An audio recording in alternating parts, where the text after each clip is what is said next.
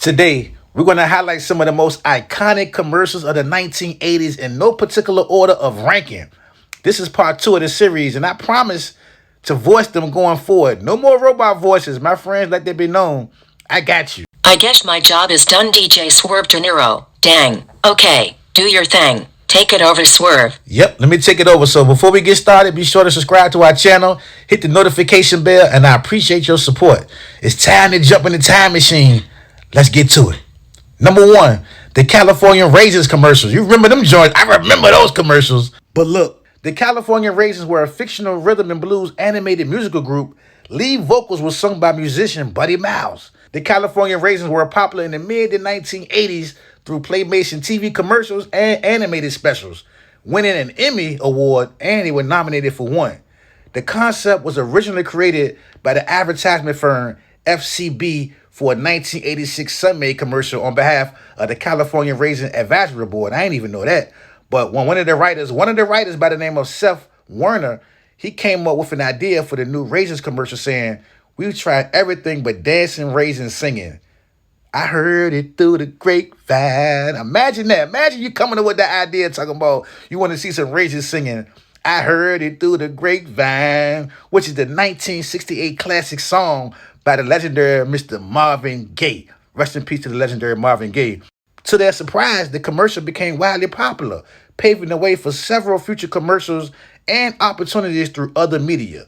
And fun fact, did you know that the California Raisins released 4, not 1, 2, 3, but they released 4 albums on Priority Records? As a matter of fact, because of the California Raisins, Priority Records were able to get money to sign people like Ice Cube, Master P, No Limit Records, and many others. But they also released records and albums, should I say, through BMG and ZTT Records between 1987 and 1994. And their signature song, I Heard It Through the Grapevine, it actually landed on the Billboard Hot 100 and peaked at number 84 and 85. And you know what?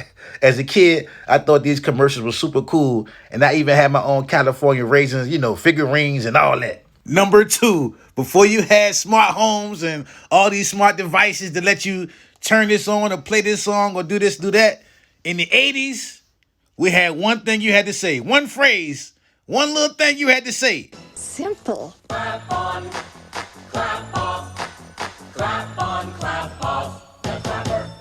The clapper. This one speaks for itself. Next Saturday night, we're sending you back to the future. Number 3, Spuds McKenzie. First of all, I thought the dog name was Spud McKenzie, but the dog's name was Spuds McKenzie. You know what I'm saying? The dog of all dogs. The dog of all dogs. Spuds McKenzie is a fictional dog, bull terrier, character used for advertising campaigning, and marketing for Bud Light beer in the late 1980s. Now, the Spuds McKenzie mascot of the campaign was the idea of a 23-year-old art director by the name of John Moore. Shout to John Moore, you a genius, playboy. You know why you a genius? Because as a kid, not only me, but I'm sure all of us kids back then, we wanted that dog. Not the replica, not a fake version. We wanted that dog that was in the commercial. That dog had the swag, the ladies. That dog was living the life. The Spuds McKenzie ad campaign was not without its share of controversy. Shortly after Spuds' rise to fame, it was learned that the dog portrayed as a male in the ads, guess what, was actually a female dog. Did you know that? I surely didn't. Did you know that? I didn't even know that. It was a female dog. I did not know that. The ads were criticized, though. I didn't know this, though, as a kid. The ads were criticized for promoting the consumption of alcohol by children by politicians and different advocacy groups. Soon after the ads first aired in 1987, Senator Thurman began his own media campaign claiming that the beer maker was using Spuds to appeal to children in order to get them interested in their product at an early age. Now, I feel that. I see where you're coming from, but I'm going to say this. It definitely appealed to us as kids in that era. But as a kid, I wasn't thinking about buying no beer. I was thinking about the ladies that was in the commercial with Spuds. But in 1989, Anheuser-Busch decided to retire Spuds, claiming that the character's image had started to overshadow the product. I don't know about that. Do you agree or do you disagree that the character of Spuds McKenzie started to overshadow the product? I'm going to say one thing, though. Kids in the 80s, we loved Spuds. Wait a minute! I've fallen, and I can't get up. Recently, when I became deathly ill, I was able to summon an ambulance, my next-door neighbor, my family, and my doctor without picking up a telephone. I used this remote control to contact Life Call, my 24-hour emergency medical response service. Watch.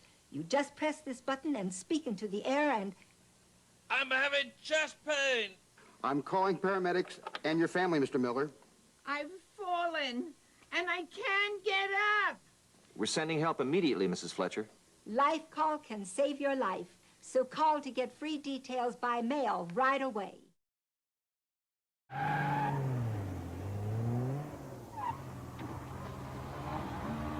Excuse me. Are those Bugle Boy jeans that you're wearing?